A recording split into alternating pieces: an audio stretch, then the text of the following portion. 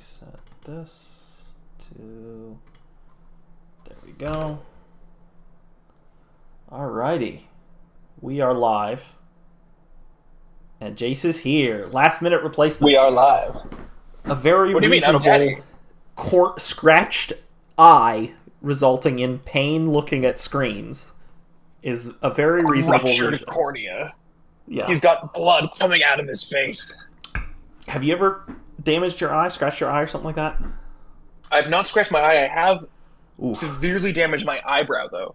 I have. I mean, I didn't scratch my own eye. Somebody else scratched my eye. Well, I mean, it was what an did you do to accident. them to make them do that to you? It was an accident. Sure it was. It was when I was at fencing practice, but it was not fencing. That's just where it happened. No. I'm just imagining a foil fucking... Never not wearing a mask when somebody across from me has got a foil. And good guess on foil. Nobody ever guesses foil. Everybody guesses saber or epee. But I was a foil fencer. Oh, do they? Yeah. Wow. I know that they're different. Saber, foil, epee. Those are the three. Those are the three. Saber is for people who wish they were doing a more physical and aggressive thing. It's basically jousting. Epee just takes forever. It's such a cautious weapon. And foil is a fun middle ground. Foil is for cool people, and everyone else sucks. That's hang on. There are cool people that fence other weapons. But you do foil, right? So everyone else is kind of lame. I haven't for 7 years or something like that, but I did for back in the ring 6 years. So what's the closest thing I have to a sword in this room? I don't know. I mean, I have actual weapons, but they're downstairs. They're in the basement, and I am not in the basement, and I'm not going to get them right now. But this is the closest I have. I mean, if we just want the closest, I've got pocket knife. Dude, I can't see your... Oh, you can't camera. See it. Yeah. Do we have people in chat? People in chat see your camera? Yeah, they can. But for whatever reason, OBS is greedy about cameras, and it won't give Discord my camera when OBS has it. It's weird. That's so rude. Yeah, I haven't been able to figure it out. But we've got a plan. We've got a few things we're going to do here. We're going to take a look at the award winners. We're going to take a look at the regular season MVPs. We are going to watch the game that won the award for the best game. And then we're going to watch the grand finals. So, let's start with the awards. Let's make the awards bigger so the screen can read it. All right, so the voted regular season MVP with just under 30%, Jakarta Jolteons. So, well done to Red Jolteon. New coach, got voted season MVP, made it to grand finals, and there's an excellent little Goldengo that Jace is showing. There he is. Goldengo, famously my favorite Pokemon, my team's logo, and a good friend of mine made this for me for the holidays. Fun. And what a celebratory time for Goldengo to also win the MVP. Congratulations to Red Jolteon, first season, #1. Well done. Excellent stuff. So let's take a quick look as well at the top regular season MVP standings. Some surprising ones, I would say. Florges at the top, obviously. Just most KOs, period. Pelipper, also surprising as a top KO, top killsmon. Typically, in your brain, or at least in mine, Pelipper has always been a support Pokemon first. And, I think Dan's proved that I am not thinking of Pelipper correctly more than anything else. And that's on a team with Barraskewda, with Mousehold, with Annihilate, and yet it's the Pelipper that's coming through. I think that's probably because they bring their spread moves for the Mousehold, and they bring their fairy moves for the Annihilate or what have you, and they're like, electric move, a schmectric move. Pelipper isn't doing any damage. And then they ignore it and boom, boom, boom. Or Terra Grasses, and then that ×4 weakness is now a resist, and then it gets to just kill things with Hurricane. Yeah. Rounding out our top 5, we have a couple of not surprises in Chien-Pao and Iron Hands, and Sam's Heatran at number 3, which is pretty exciting. I think that's very much a product of Heatran coming to almost every single game. Every single game. Yeah, definitely. And Terra-ing in almost every single one of those. That's the kind of thing where it's like, we're pounding the pavement, baby. We're getting this Heatran to kill leader if it's the last thing I do. We do have Slushy with the the only double appearance in the top 10 here. Ooh. So Slushy might be the, at least those two guys, very strong combo. Yeah, absolutely. And my Moltres made it into the top 10. Or top 15, rather. Hey. So... Oh, no. There you go. I appear to have... My camera appears frozen. That's weird. I know. You know what we can do also? As the season's Dockmaster, we got some complaints about the stats not being detailed enough. That will be fixed next season, but we can take a peek at these Pokemon as well and check out their statistics here. More. I think notable is in terms of games played, that Heatran has 13, which is tied for Dan's Annihilate for the highest in top 10.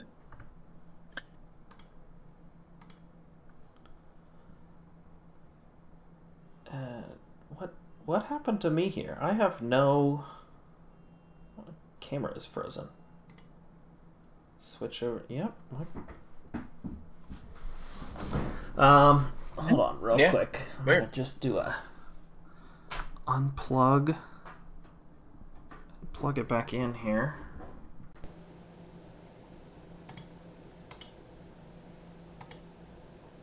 Okay, we're switching scenes. Oh yeah, we switched. Well, because I was just checking to see if it was a problem with just the scene or not, but it doesn't appear to be. It appears to be the camera is no longer. I think it's nice restream though. I think you look quite handsome here. There we got your fan in the background. There's lots of VBL fans in chat right now, so. Is this... How's that? All right, we're moving again. We're good. We're moving? Fantastic. Yeah, we're moving and we're good. Okay. All right. Yeah, so we are going to have some increased stats granularity in the new doc.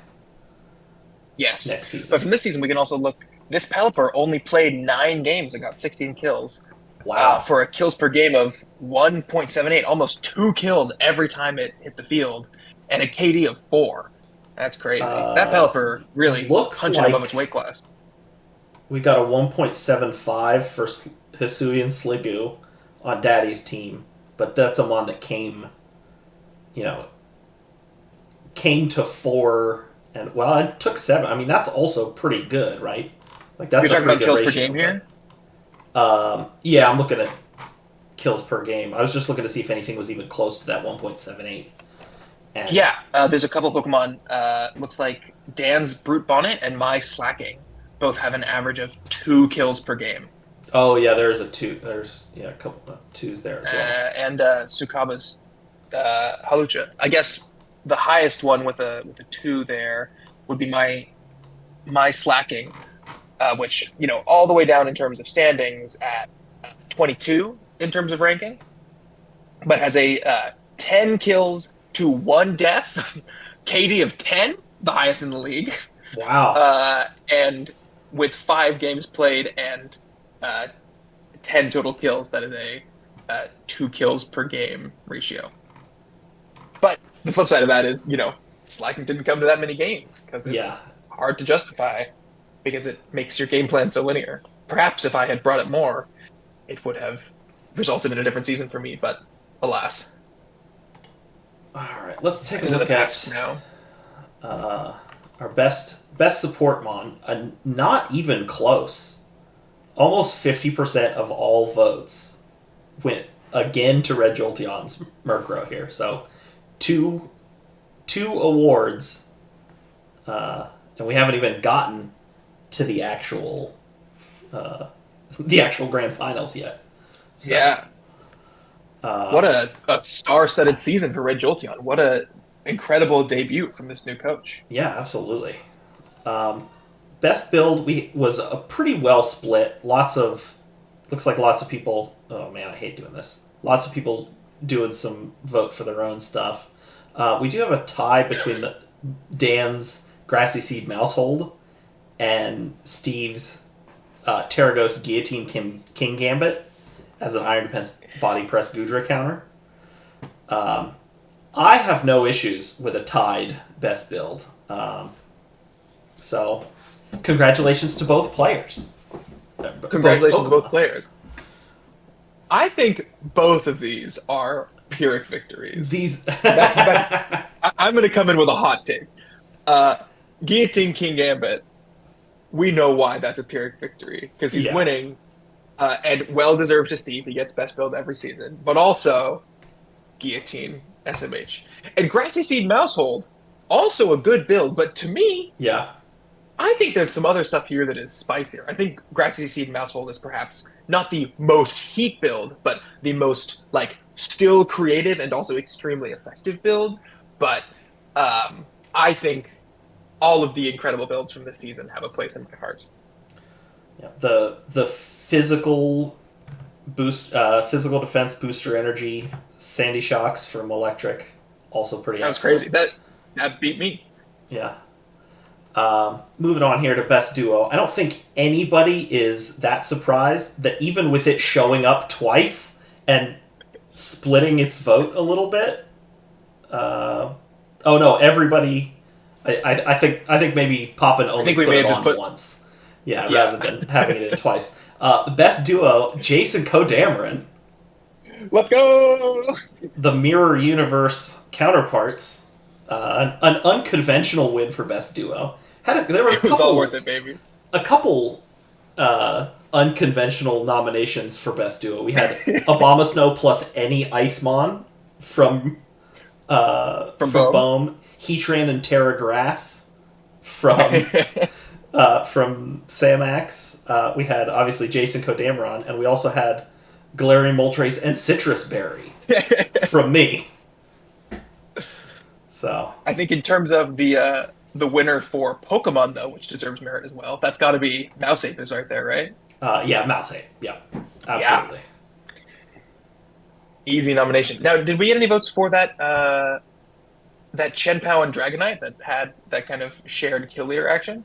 I don't believe so, actually. I don't even... Maybe Selshi didn't nominate them. I think it might not have even gotten nominated, yeah.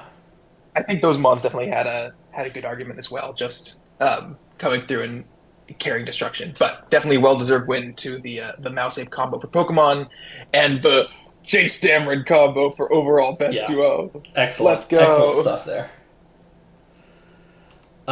Best post-draft acquisition. The only thing to get more than 50%, and it's once again going to Red Jolteon with the excellent pickup of Azumarill.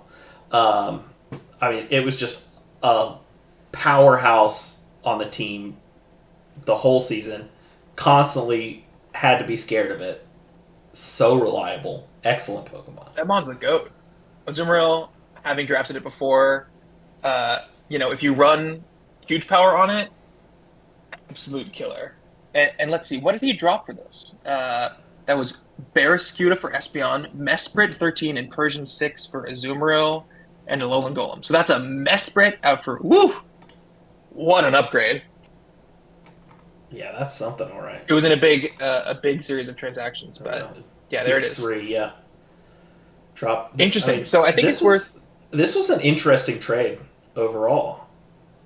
Of like some what I would generally consider like 3 absolutely respectable mons that you kind of don't want to trade because like you're going to get use out of all of them for basically the Azumarill and then a couple extremely situational. Like I don't know if Phalanx and Charjabug came ever. I don't think so. Espeon I know came at least to team preview a couple times, but basically it was a trade for just absolute reliability, and they gave up. Sorry. No, go ahead. They gave up a bulkier Trick Room setter, 2 Pokemon that are both faster than Espeon, and Fake Out with Persian, and the super fast Barraskewda, and that like spread move explosion nuke with Alolan, and they said, "Nah, I'm gonna get 2 bottom tier junk pieces in Phalanx and Charjabug." Who also weren't even 1-pointers. I think Charjabug was like 2 or 3, and Phalanx was like 4 or 5. But basically, that's great Pokemon. And then this Espeon and Azumarill, who are... I mean, really, Azumarill was clearly the star of the show. And what a great transaction they made.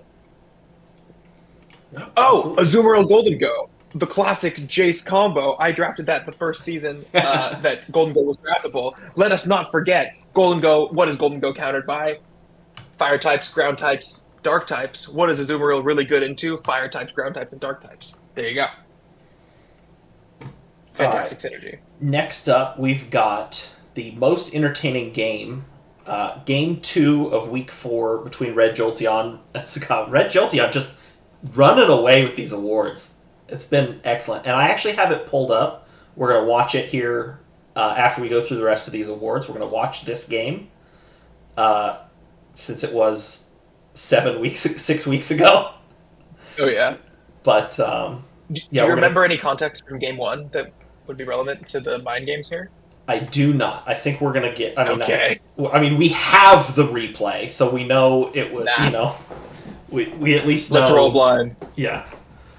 It wasn't from a Week 1 or 2 where replays are just gone now. Wild. And then we've got another tie for best nicknames. I ate Nemo's mom, the Barraskewda. Whose Barraskewda was that? I think that's got to be Dan's, right? Because Red Jolteon traded their Barraskewda away. Oh, of course. And then Steve's complicated Fall Out Boy song nickname. Touch me greater than 16 candles, the Chandelure. Now, does VBL really love Fall Out Boy here, or do we just love how complicated this nickname was and how cute it is? I think we love a complicated nickname because other than a little less 16 candles, a little more touch me, I could not name a single Fall Out Boy song because that is just not a part of my life, and this one is in front of me right now, and I can read it. So, oh, fellas, what about Welcome to the Black Parade? That's Fall Out Boy, right? Oh, is that Fall Out Boy? In the End? Okay, so I know some Fall Out Boy songs, but anyone in chat can weigh in on my. Oh yeah, just drag me for my non. I have no musical knowledge whatsoever, basically. So you can just drag me for that, and I will be fine with that. But let's hop into the best game winner. This is game 2. Yes. We've got the whole match. Oh no, we don't have the whole match here. Oh no. But we do have presumably we have the other ones somewhere else, but I don't have it in this leak, in this link. But we're not gonna slow it down and do the whole thing. But so this was the nose pass week with Sakaba, and this was more or less the 6 that Red Jolteon brought most weeks. Oh yeah, welcome, My Chemical Romance. Welcome to the Black Parade. I was hoping you wouldn't see that. Dang All right, moving on. In the end, famously by Linkin Park. Well done. 0 for 2. Okay. So drag Jace.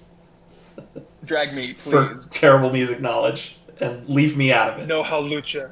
No Halucha from Tsukaba. Tsukaba's gonna lose. Oh no. Okay. You watch him? Mute that. Yes, it is playing. Okay. So we've got an unsurprising lead from Red Jolteon and a fun, interesting lead from Tsukaba. Oh yeah. So I was about to say, wide guard is a possibility. Oh. And just didn't even care. Just gets rid of the slowpoke. Honestly, 9% from that is crazy. I am shocked. Is this going to be a sucker punch? And then just back and forth.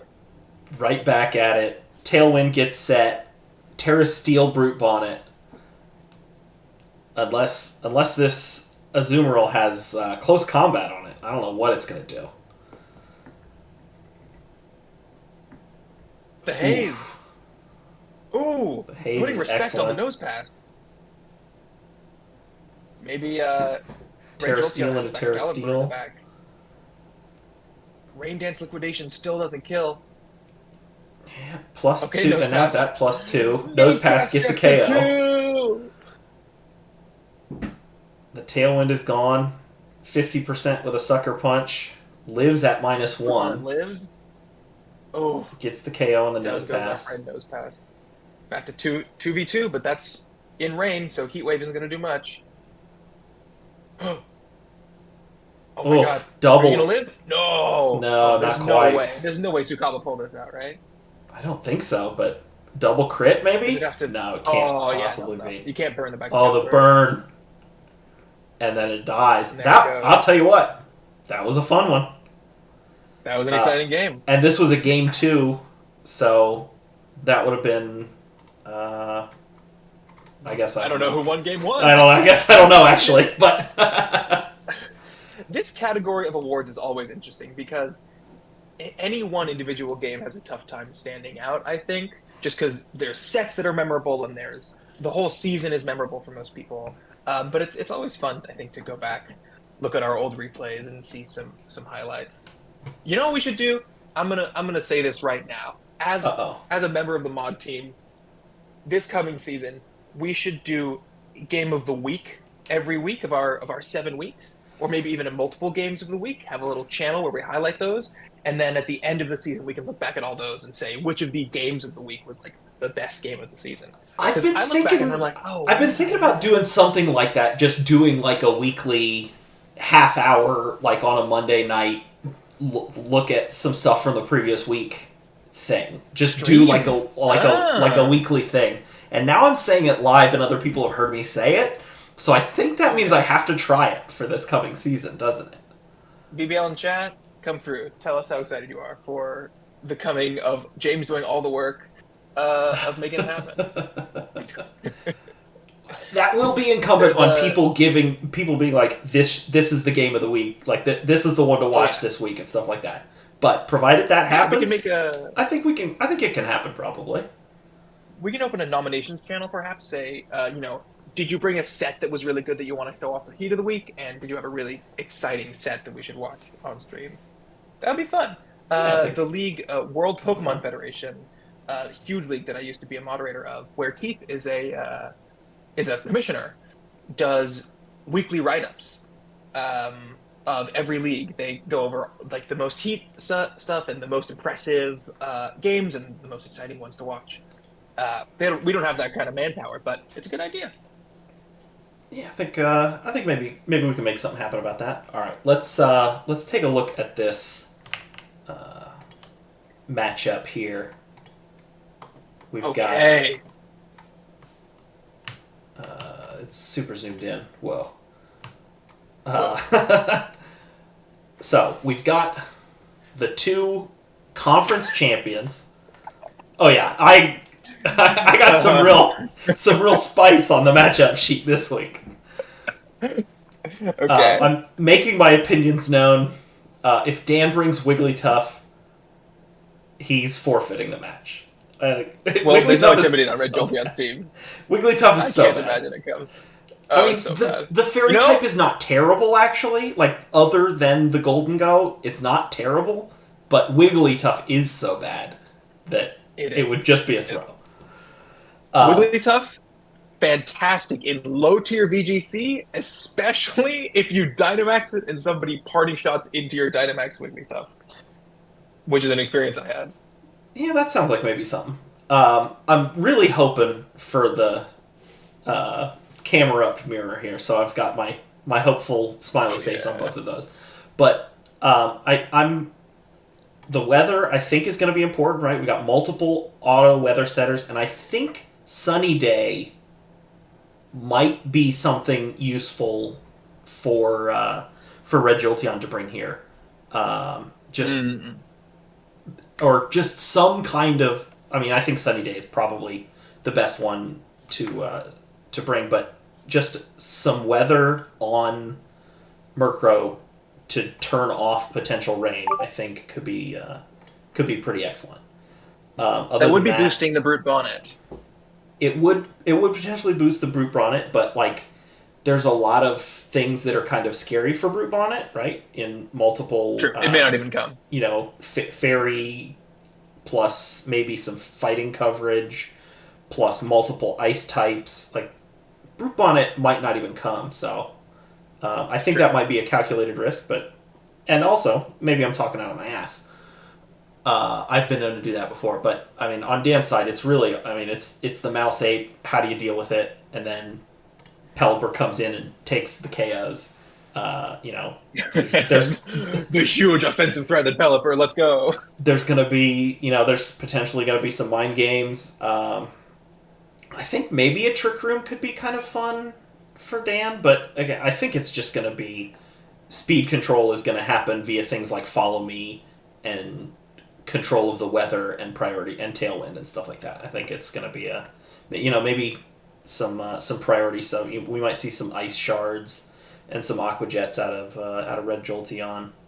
Maybe some Sucker Punches and out of from Dan's side. But do you have some thoughts as well? Yeah, I think, this is a very exciting matchup. So, I think both of these teams are what I would personally call not traditional teams. And what I mean by that is Dan, he's basically got 2/2/2 and plus a Brute Bonnet and a Zoroark, and one of the two is Darkspin Camerupt. So the synergy here between the pieces is not super obvious. I think the strongest one between the different individual modes is Mouse Ape is weak to spread moves and Pelipper runs Wide Guard a lot. But beyond that, it's like super duper funky in how the team fits together. It's nothing like I would say a lot of Tay's teams, a lot of Steve's teams, a lot of Poppin's teams have pieces that you can really see how they fit. Similarly, Red Jolteon's team, picks 1 or 2 are ice types. Very little instant speed, relying so much on the Murkrow for that Prankster Tailwind. And then,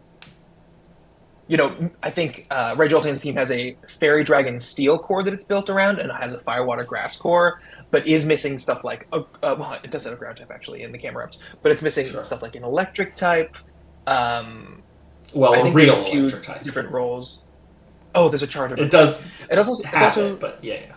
Yeah, I think if you look at the type chart, the Team Hawk stuff like this, both of these teams have big holes that are exploitable, which makes it a really, I think, for me, exciting match. Neither of these teams have a Mon that costs more than 20. I think the most expensive is probably Golden Go here, which I think is also, in my opinion, Golden Go deserves to be circled as well.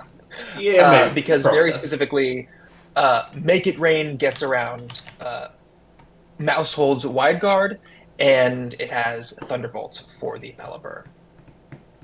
Oh, it does get electric coverage, doesn't it? That's true. Yes. So I think Golden Go is going to be big here. But then again, it's going to be outsped by the Zoroark, Sucker Punch by the Brute Bonnet, although it can switch into a Spore if you make that call. And there was a Magic Bounce as well. Could potentially be immune to Spore. Lots of moving pieces here. I'm very excited to see how these interactions work out. I think I agree generally with what you're saying. I probably should have had Golden Go highlighted as a mon to watch out for. I am kind of just now realizing that even if Red Jolteon gets Tailwind up, Scuda is still going first in rain. That mon is so crazy fast. So, but you have the there's potential there for maybe Bear Scuda to just kind of run away with it. Perhaps the snow boosted Baxcalibur is definitely a threat to it, but Scuda does have close combat. It could be something like a Terra fighting close combat. That wouldn't be too bad here if it has Crunch as well for gold.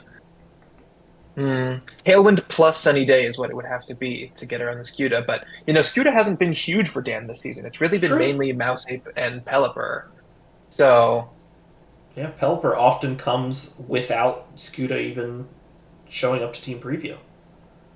Scuda, who got a grand total of 2 kills this season, hitting the field 7 times.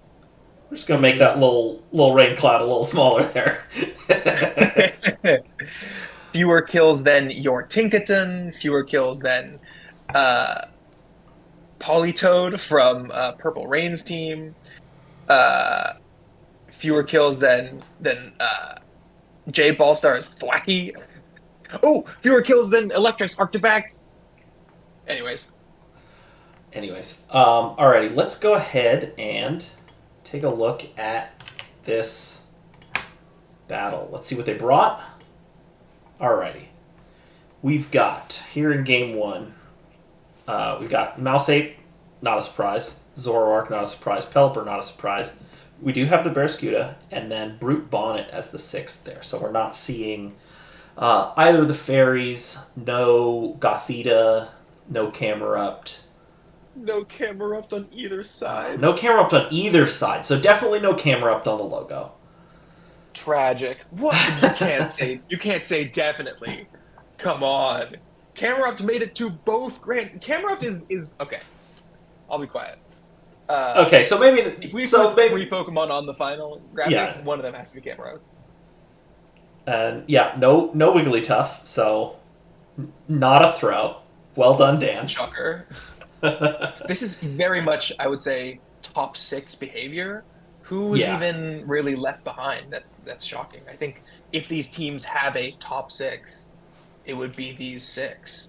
Yeah.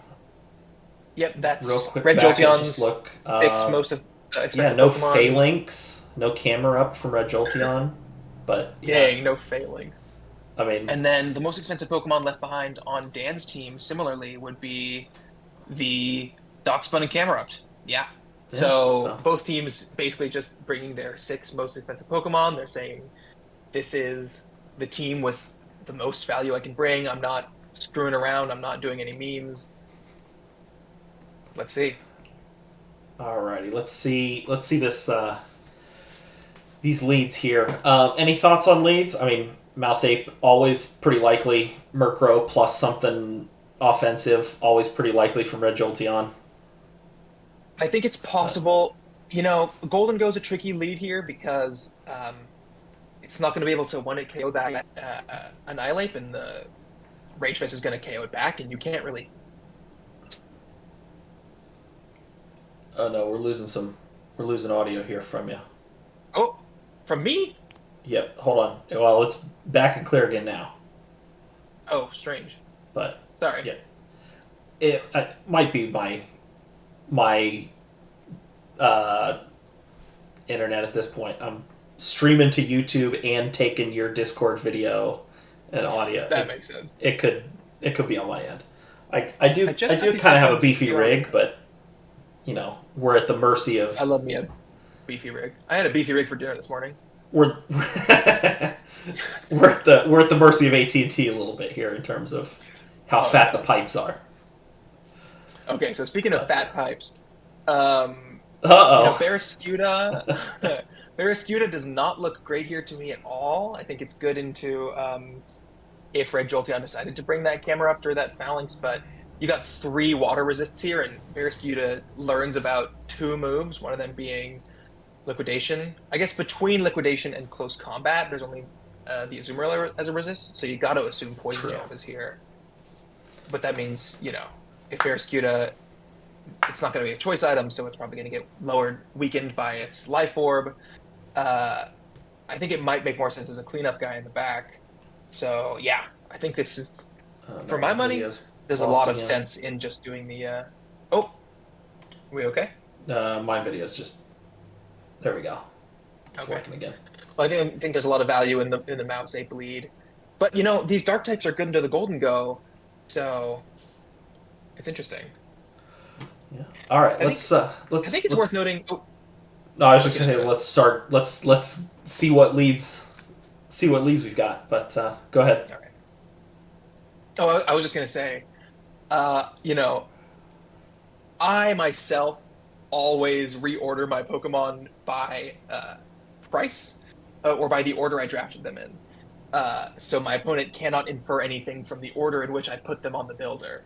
And I think it is very possible here that Red Jolteon, having not done that, maybe showing their hand a little bit that Azumarill is a big part of their game plan. Now that's pretty obvious, these 6 Pokemon are their best mons, but I think it's very possible that we see some lead that involves Azumarill for some kind of tricky plan. But yeah, I also do in the driver's seat. I wouldn't assume. I try not to take too much stock in it. If other people, but I also do that. I always do mine in draft order. I think Steve does maybe draft order or speed. Might be alphabetical. I'm not sure, but yeah, there is value in having consistent. Just hide a little bit of information from your opponent. Let's there. see. Alrighty. Let's go ahead. Let's slow it down here a little bit. So we got an Annihilate here and a Mousehold and Goldengo Murkrow. We do a shiny Murkrow this week. So Murkrow. Yes, absolutely. So we know Goldengo Terrace here. To me, what my brain says right here is, what do we know about Mouse Ape? You're always threatening Beat Up. You're threatening Bulk Up plus Follow Me. You're threatening Terra Ghost Mousehold. You're threatening a lot of different things. But fundamentally, these two lead together all the time. And if I'm Red Jolteon, I'm doing a lot of my prep to come up with 2 or 3 different leads that all have a positive matchup into basically any sort of Annihilate Mousehold plan, right? So right away, we're seeing Red Jolteon led the Golden Go. I think, as I called out a moment ago, you have to tear that Golden Go to not be weak to the Rage Fist. Yeah, to not just die to the Rage Fist, absolutely. And I think, seeing that there's no Pelipper here, it's like, cool, I can throw off a spread move. It's going to be the Terra Steel Make It Rain. Probably either a Helping Hand plus Scarf or a Tailwind plus Specs would be my guess. Yeah. Dan now has could to be... also... One of these could also be that Zoroark. Annihilate has often been Zoroark in Dan's Mouse Ape leads. True. I guess that's especially in Game 1. Especially Game 1s. Dan has had a lot of my ape is really a fox. And Zoroark does get Flamethrower. And could hold a Scarf. So... True. You might also go for the Stab Dark move, but... covering the Steel Terror, if Dan does that, very good play. Let's see what happens. Let's see. So just 2 Terra Steels. The Steel resist Terra makes sense. Absolutely. Make It Rain, yeah. Yep. Now if that kills 30%, Mousehold, that's probably Specs. Down to Sash. And we're going to Beat Up. Oh boy. So... Okay, this might be a dead gold. Could very well be. Yeah. Wow. Yep. Wow. Brutal. Goodbye to the Golden Go. Wow. And we do have the Tailwind set up as well, so a pretty commanding turn 1. Like Dan says, I'm gonna punch my own ape, and I'm gonna kill your Golden Go, and you should have Terra'd normal. That game plan made a lot of sense from Red Jolteon. I think I would probably have gone for something similar of Tailwind plus Terra Steel Specs Make It Rain. But that's the thing with Mouse Ape. No matter what you plan to do, you gotta be covering for every possibility, and Mouse Ape just has so many things. Terra Steel on the Ape plus Stash Mouse. I wonder if I think that the Mousehold could very possibly be friend card as well, because like Specs Terra Steel Make It Rain is still Like, it only did 30%. And, I mean, it is resisted, but even so. I'd like to call out a play here that could have happened, whether it's building or not. No, we don't know what moves Murkrow has. It probably has a damaging move, probably has, obviously it has Tailwind. Yeah, Tailwind, probably Brave Bird or Foul well. Play. Something that could have worked here is potentially going for Quash onto the Mousehold with the Murkrow, so that the beat up happens after. Oh, the beat up happens second. Let Golden Go live. Sure, yeah. And then you can take the following turn, and then you finish off the Mousehold. Now, you'd still end up that sequence with the dead Golden Go, but you'd also have killed the Mousehold and basically broken through the Sash. The question is, though, can you reliably trust Murkrow to go for priority moves when Dan has potential Zoroark on either of these Pokemon and an additional Brute Vomit? And a second Dark type, yeah, true. Red Jolteon saying they did consider Terra Normal as a way to deal with the Rage Fist as well. So yeah, but you only get one because then you're weak to potential Drain Punch. Drain Punch or Close Combat, yeah, absolutely. So, all right, so we do see the Golden Go is Golden Gone. And but the leftovers is revealed. Speed control. Yeah. 3 turns of... So the speed interaction here is huge. Yeah, 3 turns of Tailwind remaining. We see the Follow Me come out here for the Mousehold. Azumarill not known for its spread moves, so I think we can pretty safely assume that it's going to be targeting the Mousehold, or maybe belly drumming. Now, Murkrow could be faster. It probably is faster than Azumarill. And so Murkrow is going to get the kill on Mousehold, which means if Azumarill Tailwind outspeeds Annihilate, you are going to get off a pretty strong liquidation here. If Azumarill's Life Orb or Choice Band, that might be enough to kill the Ape. But Ape is known for running max bulk. Let's see here. And, 0 offense, because it's still killing stuff with Rage Fist. Brave Bird and it's Superpower. Oh, man. So this is probably a 4 attacks Assault Fest set, I would say. Or maybe choiced. I think, both of those things you call that make a lot of sense. Yeah, but you generally don't see Superpower, even if you're pointing it at multiple Dark types and normal types and stuff like that. Generally, you don't see Superpower on an Azumarill. You're much more likely to just see like a Rain Boosted Water move or something like that as a Dual Stab, Aqua Jet, Protect. Yeah. Or Belly Drum. But it makes sense here. It's good for the mouse. Good for the... Turns out it's good for a Terra Steel Annihilate, too. Yeah. Wow. So Red Jolteon with that tech move is solidly back in this game. And with the Azumarill outspeeding the Annihilate in... Is good information, yeah. Well, in Tailwind, obviously, but... Yeah. So, Dan going down 2 Pokemon here at the end of 2 turns. Can you pause it again? Absolutely. So I think Mouse probably underspeeds the Murkrow in Tailwind, but I wonder if there was a world in which Mouse protects there or something to say, this is a tough spot, but is there a way that I can angle this to save myself? And I don't really think there is, because you've got to remove the Murkrow or else it's just going to set up Tailwind again. Yeah. All right. The other benefit from Red Jolteon spread move play from the lead is, that Golden Go, it has the Thunderbolt probably to cover for the Wide Guard Pelipper, and spread move means you're guaranteed to find out if either Pokemon is a Zoroark, which is so huge. True, yeah.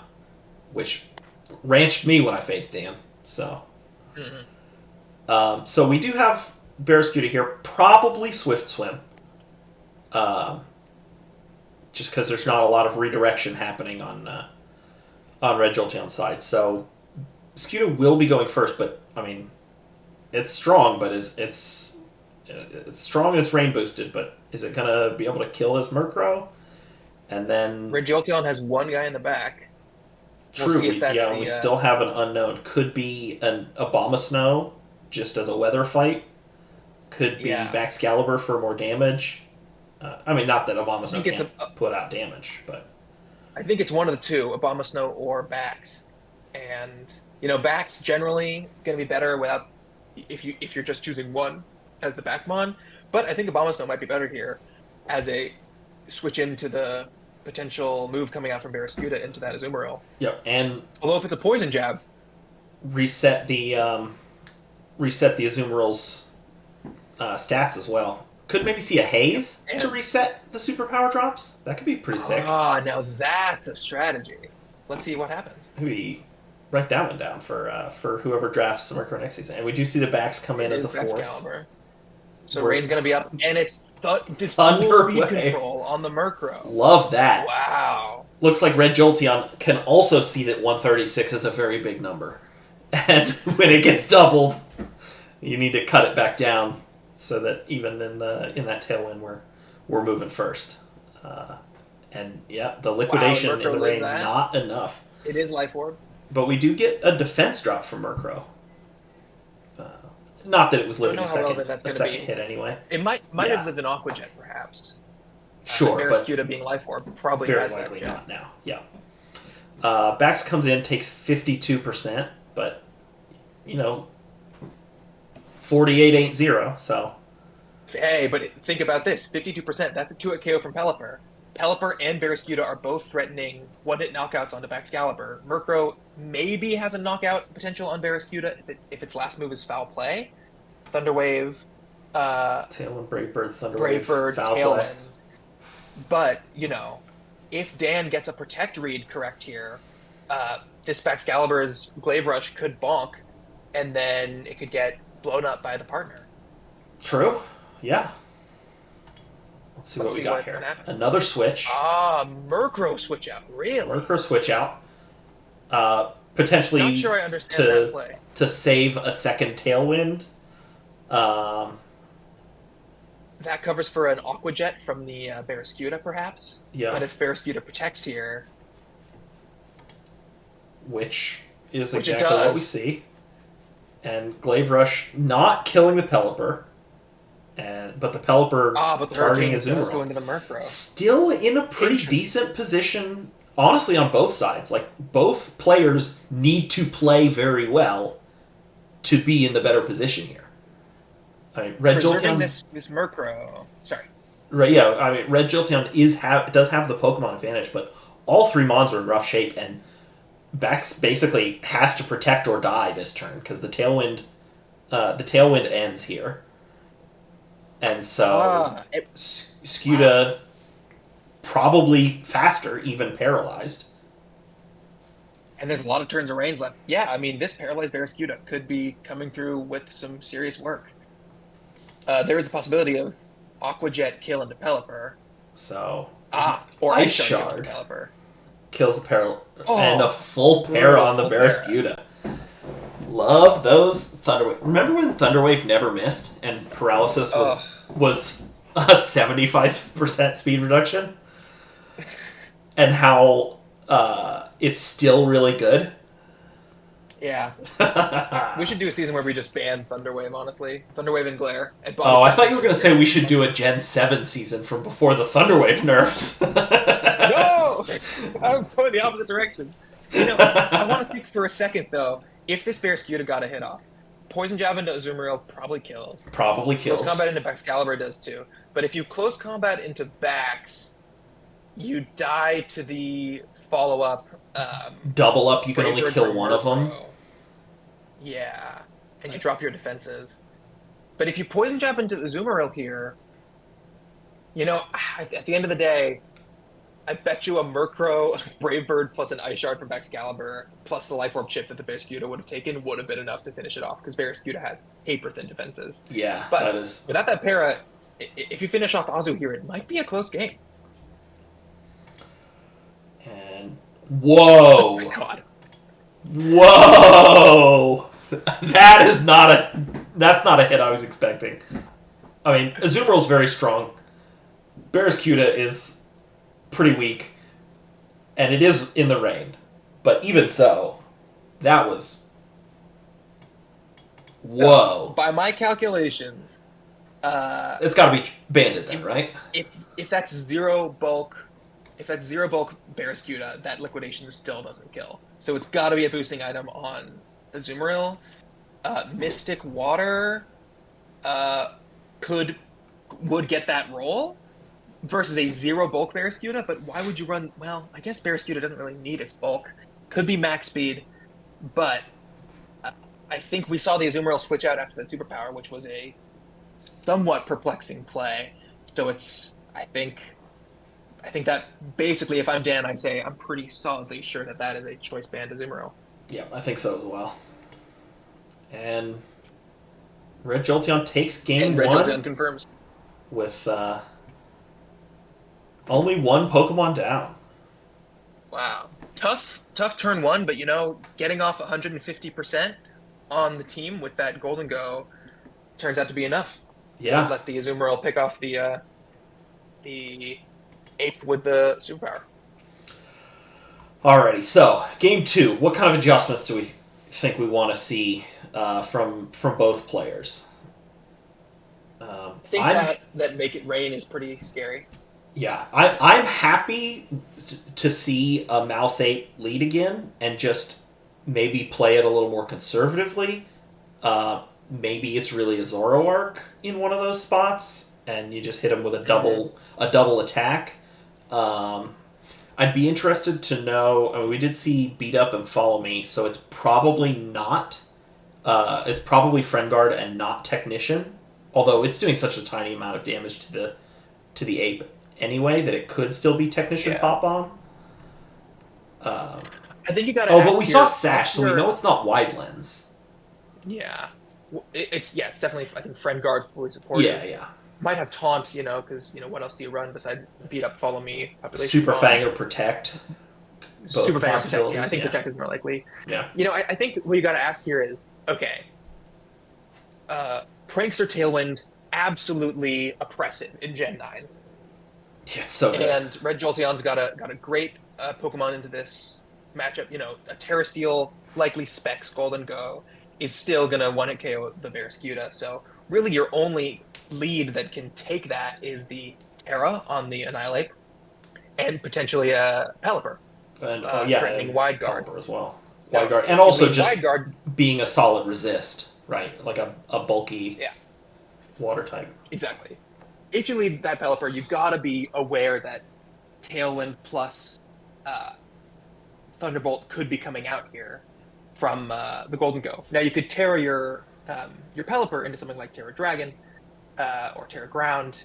I'm not sure what the Pelipper has to live that hit and go for the Wide Guard to cover both those options, and then just attack with Barraskewda, which would be outspeeding the Golden Go likely even in Tailwind. So a guy like me probably does try out a Pelipper plus Barraskewda lead here, but you got to assume Dan's prepped some special techs to deal with that Murkrow.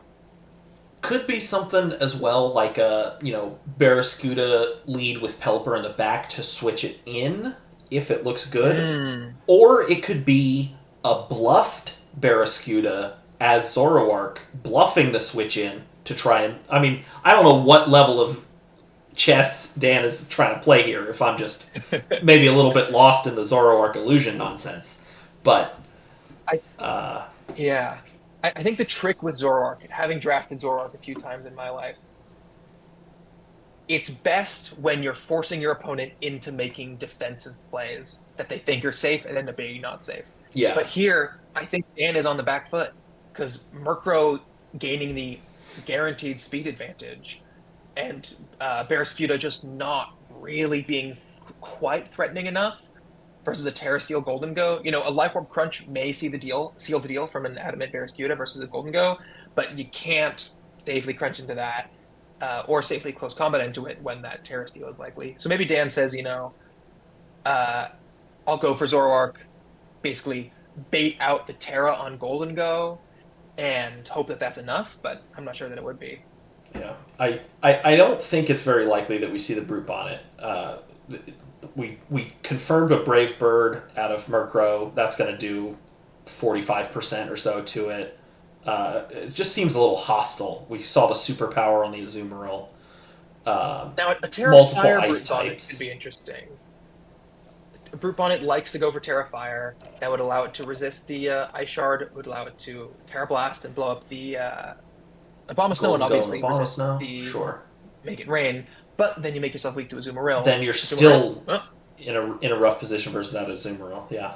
So Yeah.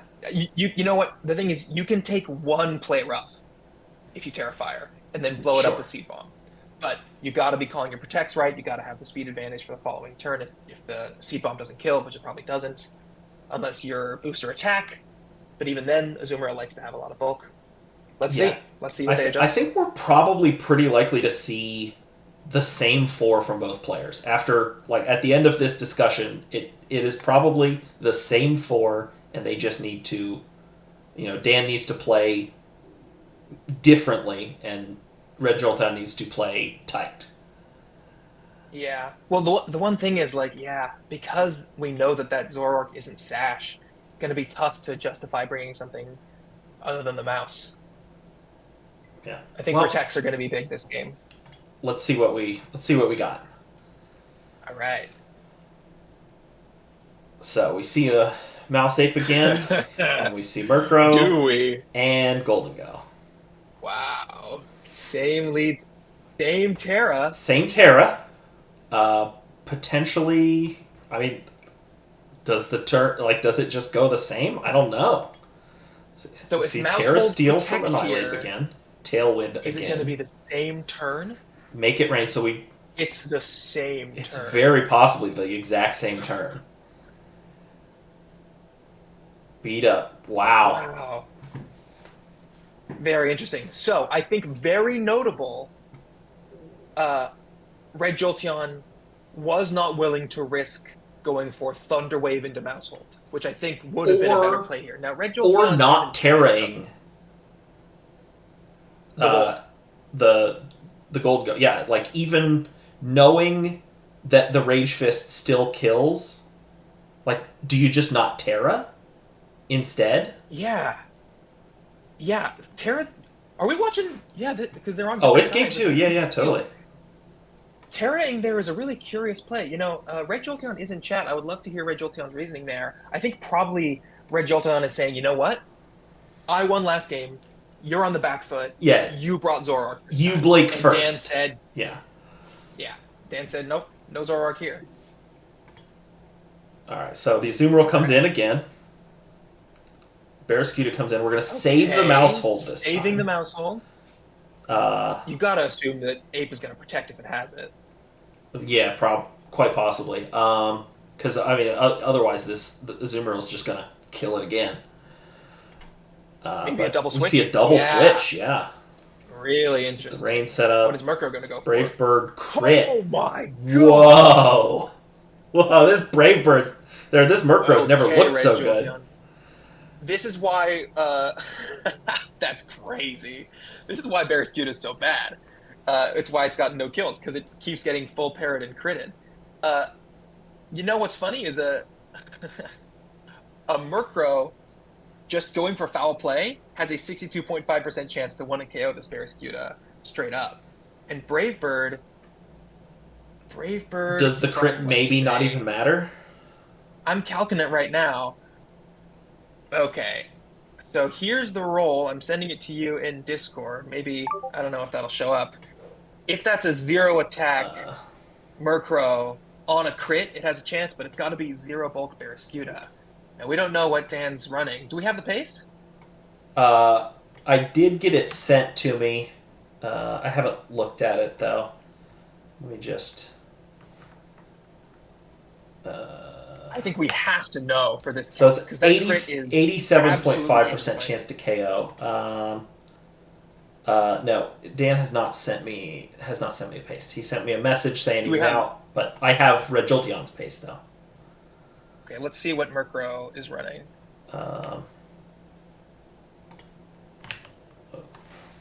Let's see here. We've got... Just hop over to the other screen here. And for you as well. So, just Does a little Murkrow quick... have attack investment? 4 attack. Barely. Wow. Which I think means... Oh my god, look at that Espeon set. Hold on. Well, we'll come back to it at the end of the game. Zero attack. Yeah, well, yeah, the whole so it's the same roll right now, but... So, let's see. How much bulk investment would this Barraskewda have to live the Brave Bird? It would actually have to be almost max bulk on the Barraskewda to guaranteed live that crit Bravebird. But even with 128 EVs, that makes it a 25% chance to win a KO. So wow, this is one of those situations where I don't know how much bulk Dan was running on Barraskewda. Probably enough to enough speed to outspeed Espeon in rain, but just a few more, a little bit more bulk investment would have really changed that Bravebird roll. I'll tell you what, that Bravebird play is also an extremely safe choice for Red Jolteon too, right? Like For sure. even if if it doesn't crit and it is a bulky Barraskewda, like you're killing the Mousehold and taking 1 HP of chip. Who cares? Like you're killing the Mousehold. That's the point. Or something switches in and takes, if it's Brute Bonnet, it's taking 60% maybe. If it's the Pelipper, it's taking 40%, something like that. And if it crits on a Barraskewda, apparently you're killing it. So yeah. Well, I mentioned the type chart earlier, which I think there's been varying takes of whether it's overrated or underrated this generation, but correctly rated or yeah, both of these teams have funky looking type charts, and if you look at what Dan brought to this game, you can see there's honestly pretty good type chart overall, with the one glaring weakness of no fairy resist and no flying resist. And that Terra Steel Annihilate is really good here. Oh, and no dragon resist. So Glaive Rush, Bravebird from the Murkrow of all offensive pieces, and the Play Rough from the Azumarill are all huge, enormous threats. Yeah, and safe, reasonable that's plays. the thing with this team from Dan is it's good, it's got offense, but if you're out of position, if you are switching in a Barraskewda, notably not a super defensive switch in, that Murkrow is going to blow you up. Yeah, we've got that. Yeah, no dragon resist. Wow. Yeah. Terra Steel on Annihilate really good here, but Jolteon has enough to cover for that potential. I think that crit's going to seal the game. Very, very likely, yeah. Let's see. Even let's without see the crit, how this range continues. of Aqua Jet probably. So the double switch, Barraskewda takes 30%. Oh! Oh, we spent so long. Wait, pause. Oh man! Holy shit! We just. Oh, I see. You see Red Jolteon in chat too. So all about to lose it. That from like 3 minutes ago or 4 minutes ago. We just spent. Yeah. We just spent. Good Lord. Spent 4 minutes talking about all this. Oh, it's such a safe switch. This and that and that and the other. Double crit. Boom. Critical hit on the logo for season 11. Forget putting a Pokemon there. I can dig it. Just a big six-sided die right there. RNG. Because that's what Pokemon's all about, baby. Clearly the chat catching up to us now. Everybody going nuts. We know that this Barraskewda is very likely 0 bulk. So that Murkrow is doing 50%. This is Choice Band Azumarill. In the rain. Yeah, that Barraskewda is at, call it 50% HP without the crit. No, it's got to be, because the crit is only 1.5, right? So it's at 25. Yeah. Azumarill like 60% kills it with an Aqua Jet. Max. An Aqua Jet is a good move to have here in the rain. Azumarill can always switch out the next turn. That Aqua Jet's going to be able to pick up the mouse, probably going to 2-hit KO this Annihilate under the rain with the Choice Band. I think, Red Jolteon feels bad here, but with all respect to Dan, switching in Barraskewda Pelipper there, it's a risky play, and that didn't pay off, yeah. Yeah. So, the Mouse Ape comes back in. We did see the same four Sam calls him Red Dan. Jolteon. Yeah.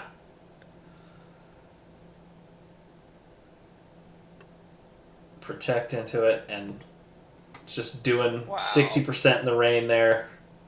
Goes for liquidation. Yeah, that's going to be enough. Just stays in and lets the choice band in the rain do the work. Murkrow picking up one more kill, and Red Jolteon Dan says I got nothing on a double crit. Yeah, gets to end their season on a win, unlike basically everybody else in the whole league, right? Except for people that won their last week but didn't make playoffs. So sure, Dan says I got nothing on a double crit, but if we think about it, that crit into Pelipper is big, but Barraskewda already is dead here to Brave Bird into T-Wave, stuff like that. Yeah. That Pelipper is still getting 2 KO'd cleanly by that liquidation. I'm not sure how much Dan really had to come back from it. Dan, if you got a clap back to the stream, please, either now in chat or later, ping me, ping James, let us know how you were planning on clawing your way back. But I think that's a Murkrow game if I've ever seen one. Didn't matter what Dan had. Pranks or Tailwind invalidated so much of what he brought. I'll tell you what. So I was talking about maybe Red Jolteon wanting to turn the rain off, but the rain, Pelipper was one of the best Pokemon on Red Jolteon's team in that match. Like, set the rain and get kills, right? Or let your opponent set the rain and get kills. Golden Go wins a grand championship. An excellent Pokemon and incredible. Great play. Super fun match to watch too. I mean, we managed to drag 8 turns out for the better part of 45 minutes or an hour, but awesome. Well done. Congratulations to Red Jolteon.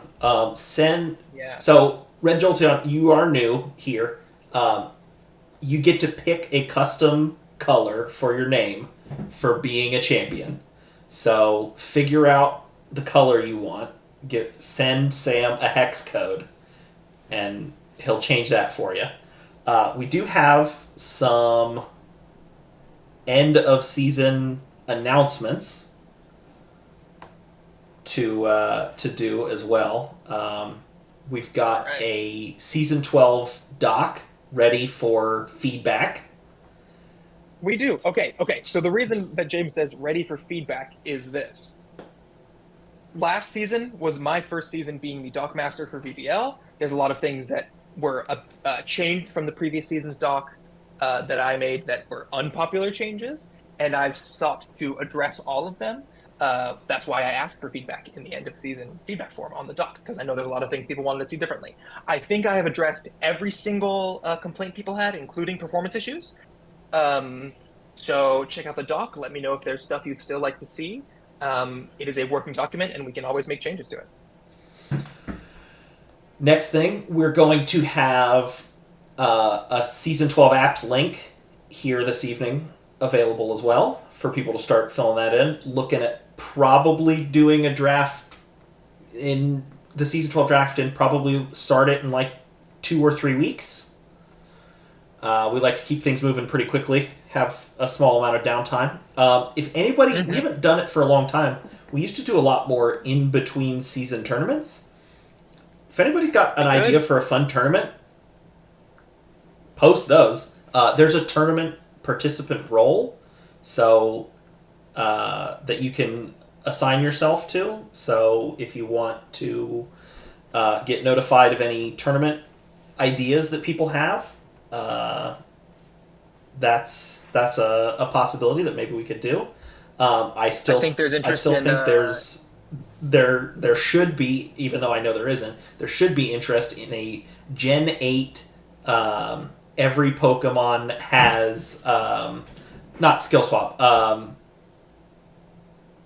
What's it? Why can't I think of the name of the move? I don't know what move you're talking about. Where you switch with your partner. Ally switch? Ally switch. Only ally switch Pokemon are legal, and every Pokemon must run ally switch. Great. So in stark contrast to James's hellscape that he's painting, I think there's a lot of interest as well in No Terra, at least from Samax. It would be interesting to try out a No Terra or a Terra preview tournament. We could also try out low tier, which I'm always pushing for. I would love to throw up a little low tier draft for people to play a week or two of in the intervening time. We could do no encore to appease some of our more belligerent server members. It's a very generous plural. Camo. Oh, that's true. Yeah, fair enough. Camo's on Team Encore. We've also our last end of season, beginning of next season thing is we're going to have the current tier list made public for everybody to give their thoughts on, rather than just the people that have kind of been plugging away at it over the last three and a half weeks. We're doing a 32 team single draft board this time. There's some discussion of lowering the points value to 105, I think, right? Was happening today as a potential. So there might be a little bit of shifting that way. What you need to know if you're in the chat and you're curious about our next season is it's the Indigo Disc, which is a enormous amount of Pokemon. And over what that means 800, is that, I think, right? Of technically legal Pokemon. Mm-hmm. And I think it's over 400 like fully evolved draftable Pokemon with an additional, lots of NFEs are good too. Sam says, wait, it's not ready. I need some days. All we can say for sure is that we're going to be expanding to a 32 coach draft board, and so we'll have to figure out what that means for points, for tiering, for everything like that. We've been having conversations, nothing is set in stone, besides probably that we're doing 32 coaches, but get hyped for that. Get hyped for every single Pokemon being drafted, basically. To get drafted, yeah. I'm very excited for 32 teams. I think it's going to be... I don't even know how we're going to, like what the standard of what a good team is going to look like in a 32 team draft, right? Yeah. I'm really excited to see how this goes. I think it'll be very fun. I'm fully dialed in and ready for a 3-week draft. I don't think it will take that long, honestly, but I'm ready for it. I think it'll be very cool. I'm ready to go. 32 teams is exciting. I'm going to rig the draft so that all the Australians who draft together are right next to each other so they can leave picks with each other. I'm going to rig it so that myself and Kodamarin are right next to each other so that I can pick for him and he can pick for me. It's all going to be fully rigged so that the draft doesn't take a long time. I'm giving myself the best possible draft position. I'm giving you the worst position, you watching right now. Yes, you specifically. Coach, whose name is Spin a Wheel Tay. Tay, you are going to be last. Everyone ping him and tell him that I'm going to give him the worst 17th, not last. No wheel picks. 17th. Last in terms of the tier list. Yeah. Oh, speaking of, we were discussing as a possibility, so just everybody give some feedback on this. Randomizing the draft order wherein first in the random order gets to pick their spot in the order, and so on through all 32 picks. Mm-hmm. Yeah, the idea of that is we could just randomize the draft order like we usually do. And the people at the bottom, or in like the middle... In the disadvantageous or less desirable positions. They're always going to be unhappy, right? So it doesn't matter how you randomize the draft order, people are always going to be unhappy with their spots. However, if you make that order so that people get to pick their spots, like you're boarding a Southwest flight, people are more likely overall to enjoy their spot. Because, let's say I'm really happy with pick 6, but Daddy is like, I don't want anything that's far away from a wheel. But he ends up with pick, like, let's say he gets pick 6, and I get pick 32. Let's just say. Sure. Maybe I would rather have pick 6 and Daddy would rather have pick 32. We can always trade our draft spots, which is something that happens, but just letting people literally draft which position they're in is an option. And, you can probably expect it would go, pick 1, 2, 3, 4, 5, then 32, 31, 30, because a lot of people talk about how a wheel is good. But maybe some people are more interested in being at the back. Maybe some people are more interested in being at the front. We'll find out. So, sound off about whether or not you like that. True. Not liking your spot in the draft league. Not liking your spot in the draft is part of the draft league experience. Yeah.